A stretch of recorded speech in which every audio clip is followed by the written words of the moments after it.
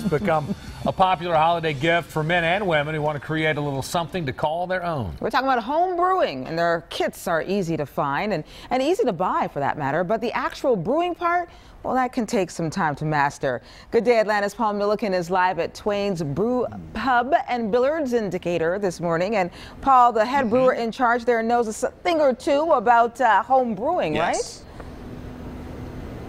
He does. Yeah, good morning, Buck. New segment, Pilsner with Paul or Pale Ale with Paul. What about I'm not beer sure with which Buck? one I like beer with better. Buck's a lot. I'm going to work on that, though.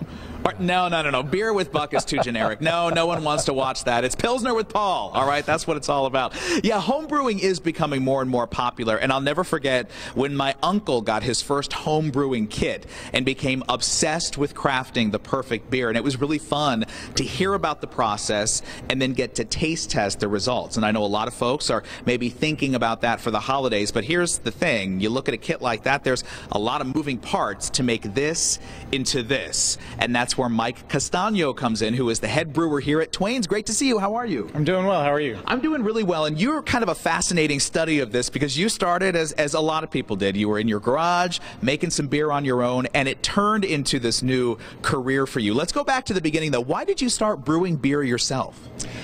Well, when I found out that you could make decent and very good homebrew at home, I figured taking my chemistry background, taking my love of cooking, and just applying it to brewing, it'd be a really fun hobby to pick up. Yeah, and I'm glad you just used the word chemistry and talked about your background, because the interesting thing to me talking to you about this is what a scientific process it is. It doesn't mean you have to be a scientist to do it, but it really is very scientific, the steps to make beer, right? It is. So generally brewers will take their background and apply it to their process. So having a chemistry background, having an engineering processing background, I take that experience and apply it to brewing. But if you have more of a flavor development, you know, you might apply that. Right. Or an artistic background, you can use that. All right, so let's talk about this. This might be a basic kit that one would get. Explain to me what the different pieces are and what each piece is used for in the process of homebrewing. Sure. So generally what you're going to do if you pick up a kit at your local homebrew shop like I did right here, this came from the local homebrew shop right down the street, Wine Workshop, it would just be your fermentation and bottling equipment. You need a boil kettle of some sort to produce your wort, which is the unfermented beer. So this is a 3-gallon boil kettle. So what you would do with this is a partial boil. You would boil part of the beer and add water at the end in order to produce 5 gallons. This is the fermentation vessel. So you would add yeast after it's been cooled down, and then when it's all done fermenting, you transfer it to a bottling bucket, bottle it, add with your sugar in order to create carbon dioxide and carbonate the beer. You let it sit for a couple weeks, and then you can enjoy your beer. Well, so you just mentioned a couple weeks. I know a major ingredient in beer that many people may forget about is patience. You got to have patience when you're doing this, right? Exactly. Time is important. It's not a start today, drink tomorrow kind of thing. The brewing process is about a day, but fermentation can take anywhere between a week to 3 weeks. And then your bottling process is going to take another 2 weeks.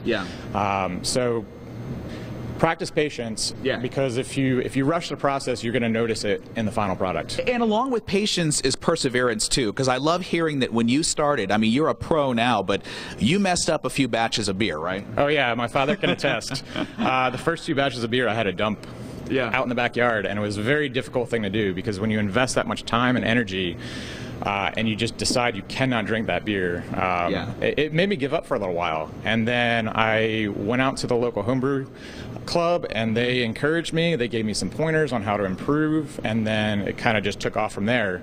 But generally just making things simpler is better. It produces higher quality products and it's easier to do. Very cool. Well, once upon a time you were making small batches in your garage. Now you have the greatest garage in the world back there. So next hour we're going back into the brewery here at Twain's to do some brewing with Mike. But 2 quick tips, you guys. One thing he said was that a good idea is to join a local home brewers association. There are many of those out there. You can find them on Facebook. I found some this morning. Also, if you're buying somebody a kit like this for the holidays, also get them a good book of beers, a recipe book, something that they can use to study along with making it, because the kits don't typically come with something like that. The third important tip is to put me on payroll to taste test all your beers. I'll drink them whether or not they taste like paint or nail polish or delicious ones like You know, I was this. gonna So ask- I'm That available. segues into here him for tasting hire these as three your that he has in taster. front of him. I was going to ask you, Paul, if you were to brew at home, what would you call your beer? I would call it the Paul Pilsner or the Milliken Milk Stout. Milliken Stout. Oh, There it is. no, Award-winning. that doesn't sound that good. That's, I was thinking Milliken High Life. That's not The that Milliken tasty. High Life. We can start thinking about this There's over and that over too. and over Yeah. It's again. Milliken time, right?